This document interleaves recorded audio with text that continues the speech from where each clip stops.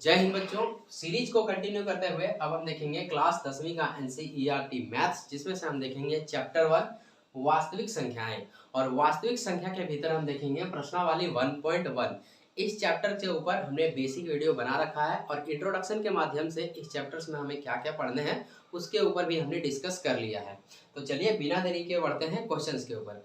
अगर आपने अभी तक इस बात को नहीं जाना है कि हम न्यू बुक से पढ़ रहे हैं तो जान लीजिए, न्यू बुक से हम पढ़ रहे हैं क्योंकि बुक्स जो है सो आपका बदल चुका है। एनसीईआरटी की किताबें बदल चुकी हैं, हमने आपको इससे पहले वाले वीडियोस में भी बताया है। जैसे कि प्रश्नावली 1.1 में आप देख पा रहे हैं कि यहाँ किस टाइप का क्वेश्चंस दिया हुआ है।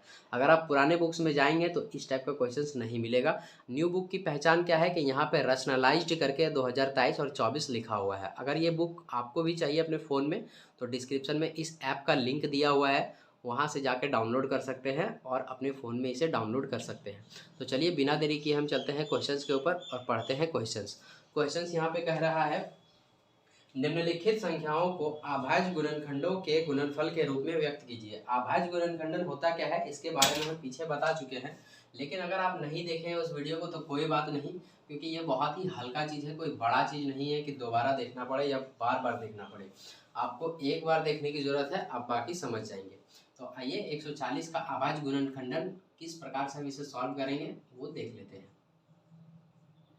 चूंकि यहाँ 5 क्वेश्चंस है तो हमें अलग अलग सभी को बारी बारी से हल करना पड़ेगा। हम यहाँ पर सबसे पहले क्वेश्चंस को हल करते हैं। पहला क्वेश्चन 140 है, इसका हम अभाज्य गुणनखंडन करने के लिए क्या करेंगे, इसका हम सबसे पहले गुणनखंडन करेंगे।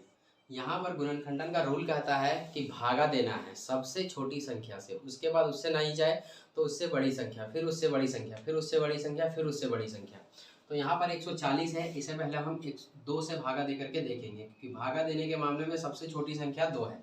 ओके, 2 का पहाड़ा से ये 14 कितना बार में कट जाएगा, 7 बार में कट जाएगा और ये 0 का 0 हो जाएगा। ओके, आई होप कि ये चीज़ आपको समझ आ रहा होगा कि किस प्रकार से हम दे रहे हैं भागा। अगर नहीं आ पा रहा है आपको तो ऐसे सोच लीजिए कि 140 जो है सो 2 का पहाड़ा कितने बार में आता है, 70 बार में, आधा कर दीजिए। ठीक है, अब देखिए 70 है ना यहाँ, तो 2 का पहाड़ा जिसको अगर हम भागा करते हैं तो कितने बार में चला जाएगा, ये 35 बार में चला जाएगा। 2 35 70। अब यहाँ पे तो अब यहाँ पे चूंकि धोकस नहीं जाएगा, इसीलिए हम इसे तिनका से, चरका से नहीं, पचका से देंगे, क्योंकि ये पचका से जा रहा है तो ये 7 बार में चला जाएगा।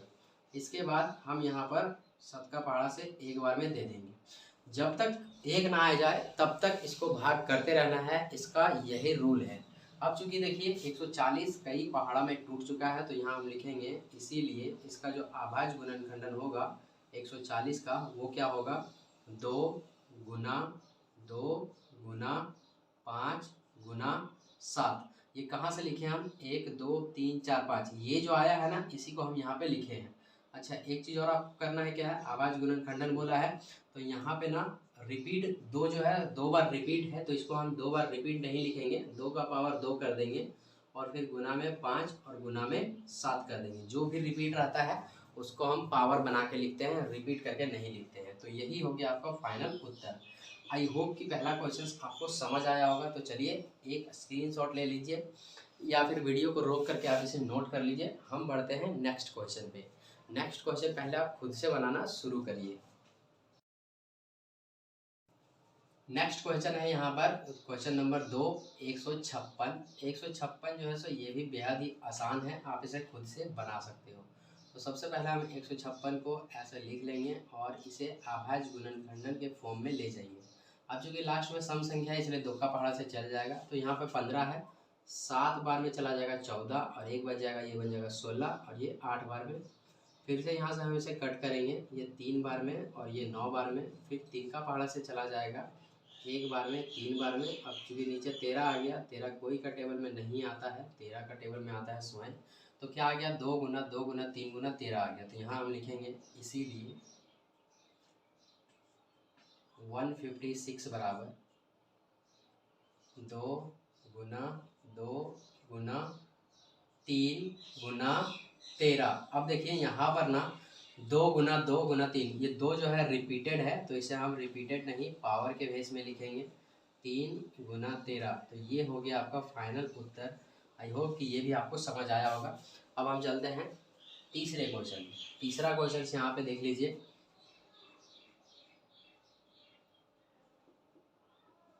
तीसरा क्वेश्चन है 38-25, ठीक है, कोई दिक्कत नहीं है। 38-25 का हम ले लेंगे अभाज्य गुणनखंडन विधि द्वारा गुणनखंड कर देंगे इसका। अब चूंकि लास्ट में 5 है इसीलिए हम इसे 3 का से दे के देखते हैं जाता है क्या। तो 3 एकम 3, 8 है, 3 दूना 6, 22 बन जाएगा, 3 सती 21, 1 बचेगा 15, 3 बचे 15। ये हम किस प्रकार से कर रहे हैं कि आपको समझ आ रहा है ना, समझ आ रहा है तो एक लाइक कीजिएगा, नहीं आ रहा है तो कमेंट करिएगा कि सर ये विधि हमें नहीं आती है, एक बार और बता दीजिए। सुनिए, सिखा के भेजेंगे, जाइएगा नहीं वीडियो को छोड़ के। अब यहाँ पे हम क्या करेंगे, 3 का पहाड़ा से फिर देंगे, 3 चौके 12, 3 दूनी 6 और 3 बचे 15। उसके बाद फिर से हम देंगे कितना से, 5 का पहाड़ा से, 5 8 40, बचेगा 5, 25 25 हो जाएगा, ये हो गया 85। फिर से हम लेंगे 5 का से, 5 का 5, 5 7 35, 17 आ गया। तो 17 का टेबल से ही जाएगा एक बार में, क्या आ गया, 3 गुना 3 गुना 5 गुना 5 और गुना में 17 आया। इसको हम क्या करेंगे, लिखेंगे यहाँ पे, इसीलिए अभाज्य गुणनखंडन किसका, 38-25 का। 38-25 का अभाज्य गुणनखंडन जो हो गया यहाँ पे वो हो गया 3 गुना 5 गुना 5 और गुना में 17। ओके, अब यहाँ पर देखिए, यहाँ पर अभी उत्तर नहीं हुआ है क्योंकि ये रिपीटेड है। रिपीटेड वाले हमने आपको कहा कि रिपीट नहीं लिखना है मेरे भाई, उसको ना पावर बना के लिखना है। अब 2 ठो 3 है, इसका मतलब क्या, 3 का पावर 2 कर देंगे, 2 ठो 5 है मतलब 5 का पावर 2 कर देंगे। उसके बाद 17 का 17, ये हो गया आपका पूरा फुल्ली आंसर। आई होप कि ये तीनों क्वेश्चंस आपको समझ आए होंगे। अगर आ गया है तो वीडियो को लाइक कीजिएगा और अगर नहीं आया तो कमेंट जरूर कीजिएगा कि सर ये विधि हमको पता ही नहीं है। तो चलिए एक इसका स्क्रीनशॉट लीजिए, उसके बाद हम बढ़ते हैं चौथे और पांचवें क्वेश्चन में। क्वेश्चन यहाँ पे है, देख लीजिए, चौथा क्वेश्चन है हमारे पास 5005। इसको देखने से ही पता चल रहा है कि ये 5 का पहाड़ा से कटेगा। तो यहाँ पे हम क्या करेंगे, वही विधि हम अभाज्य गुणनखंडन विधि वाला लगाएंगे।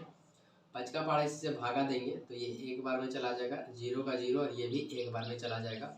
अब हम इसको सबसे पहले 2 का पहाड़ा से काट के देखेंगे, नहीं कटेगा फिर 3 का से, फिर 4 का से, फिर 5 का से, फिर 6 का से। अब चूंकि इस सब्जेक्ट में मेरा पकड़ बना हुआ है इसलिए मुझे फिक्स पता है ये कौन सा टेबल से कटेगा, ये 7 का टेबल से कटेगा। अगर आप भी चाहते हैं कि आपको भी एक बार में समझ में आ जाए कि कौन सा पहाड़ा से कटेगा तो आप रेगुलर प्रैक्टिस कीजिए, 2-3 बार क्वेश्चंस को बनाइए। अब यहाँ पे क्या करेंगे, 7 का पहाड़ा से ये एक बार में 7 एकम 7। अब देखिए यहाँ 10 में चूंकि 7 चला गया है तो 3 बचेगा। जैसे ही 3 बचेगा इस 0 के सामने इसे आप राइट कर सकते हैं, यानी कि लिख सकते हैं, इसमें कोई प्रॉब्लम नहीं होना चाहिए। तो ये 30 हो जाएगा, तो ये हो जाएगा 7 चौके कितना, 28। अब यहाँ पे चूंकि 2 बच जाएगा, 30 में 28 चला गया है, आपके पास 2 बचेगा, तो 2 जैसे बचेगा ये 21 बन जाएगा, तो 7 ये हम यहाँ 21 कर सकते हैं। उसके बाद हम क्या करेंगे, इसको भी भागा दे करके देखेंगे, 143 आ गया हमारे पास, तो इसको हम कौन सा टेबल से भागा दे कि ये पूरा पूरा भाग चला जाए। तो यहाँ पर हम क्या करेंगे, 11 का टेबल से इसे हम भाग करके देखेंगे, तो 11 एकम यहाँ पे 11 आ जाता है।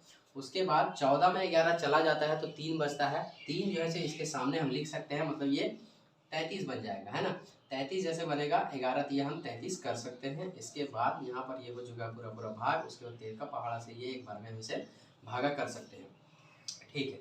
अब देखिए हम यहाँ पे लिखेंगे, इसीलिए 5005 का अभाज्य गुणनखंडन, 5005 का अभाज्य गुणनखंडन क्या क्या आया, 5 गुना 7 गुना 11 और गुना 13।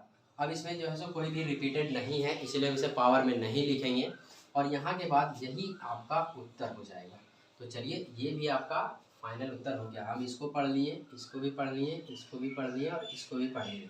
अब एक बचता है 5 नंबर क्वेश्चन। आप इससे पहले वीडियो को रोकिए और उसे खुद से बनाने का प्रैक्टिस कीजिए, क्योंकि ये थोड़ा सा ना अपर लेवल का क्वेश्चन है लेकिन बहुत ही आसान है। तो चलिए हम बढ़ते हैं नेक्स्ट पे। 5 नंबर है यहाँ पे 7429, 7429। इसे हम कैसे करेंगे, सेम प्रोसेस, वही प्रोसेस लगाएंगे, लेकिन इसमें क्या है, आपका दिमाग जो है सो थोड़ा सा ये होने वाला है, दौड़ने वाला है, झंझनाने वाला है। ये कौन सा पहाड़ा से दे सर कि ये कट जाएगा आपस में। सर हमने 2 का पहाड़ा देख लिया, 3 का देख लिया, 4 का, 7 का, 8 का, 9 का, सबसे देख लिया, लेकिन कट नहीं रहे हैं। दिमाग तो घूम गया भाई साहब, कैसे करेंगे। देखिए कोई भी संख्या ना, कोई भी संख्या या भी कोई भी सवाल हमारे दिमाग से बड़ा नहीं होता है, शर्त यह है कि आप उस पर कितने मेहनत करते हैं। देखिए हम लोग इस पर ना बहुत ज़्यादा मेहनत किए हुए, इसलिए हम लोग को पता है कौन सा टेबल से ये कटेगा। ये 17 का टेबल से कटेगा। देखिए 17 चौके कितना हो जाएगा 68, 17 चौक 68। अब चूंकि यहाँ पे 74 है, 17 चौक 68 चला गया 4 बार में, तो कितना बच रहा है हमारे पास 6 बच रहा है। ठीक है, अब ये जो 6 है इस 2 के सामने आके लिखा आएगा, 2 के सामने अगर 6 को लिखेंगे तो कितना बच जाएगा 62 बन जाएगा। अब 70 का पहाड़ा हम आपको ये देखना है कि 62 आता है कि नहीं। 70 का पहाड़ा 62 नहीं आता है, उससे कम आता है कितना 51। कितने बार में 3 बार में। तो अगर हम करेंगे 17 तिया 51। अब देखिए चूंकि 62 में 51 चला गया है तो यहाँ 1 बचेगा और यहाँ भी 1 बचेगा। कितना बनेगा 11, 11 बचेगा। और लास्ट में कितना लिखा हुआ है 9, 9 लिखा हुआ है। अब देखिए 11 जो बचा इसके आगे लिख देंगे तो ये टोटल बच जाएगा, बन जाएगा 119। अब 70 का पहाड़ा में 119 आता है सर? जी हाँ आता है 7 बार में। ओके, तो यहाँ हम लिख देंगे 17 सती 119। ओके, यहाँ तक हो गया क्लियर। अब हम बढ़ते हैं आगे। अब 437 है, ये कौन सा टेबल से हम देंगे? तो हमें लग रहा है इसे हम 19 से दे सकते हैं। जैसे यहाँ पे 19, 19 दूनी ये हो जाएगा 38, 43 में 38 जाएगा तो कितना बचेगा 5, और 5 जो है सो 7 के सामने आके ऐसा लगेगा तो ये 57 बन जाएगा। 19 का टेबल में 57 आता है कितने बार में 3 बार में। तो ये 437 19 का टेबल से 23 बार में कट गया। अब चूंकि 23 एक अभाज्य संख्या है इसलिए हम 23 से इसे भागा देंगे, नीचे 1 आ गया, हम यहाँ पर इसे छोड़ देंगे। इसके बाद हमारा काम हो चुका है कंप्लीट। अब यहाँ से हम क्या करेंगे, लिखेंगे इसीलिए 74 29 का अभाज्य गुणनखंड बराबर क्या आया 17 19 और 23। ये हो गया आपका फाइनल उत्तर। इसी के साथ क्वेश्चन 1 आपका होता है समाप्त। अब हम चलते हैं क्वेश्चन 2 के ऊपर।